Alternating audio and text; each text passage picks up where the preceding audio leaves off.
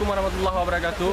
Pemirsa Rawanangkro, hari ini kita sudah berada di Kampung Pisang, Labuan Haji, Aceh Selatan.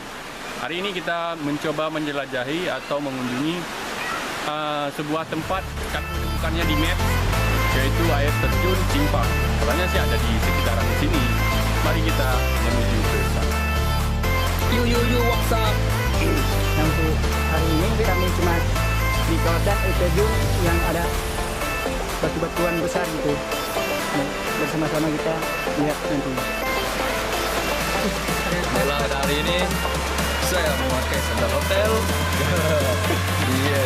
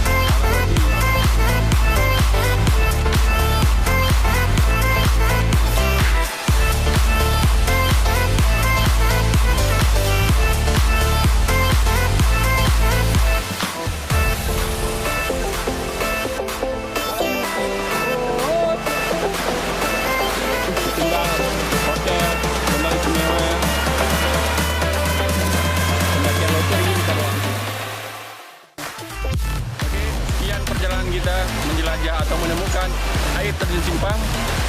Saya akhiri, Assalamualaikum warahmatullahi wabarakatuh. Sampai bertemu di lain kesempatan.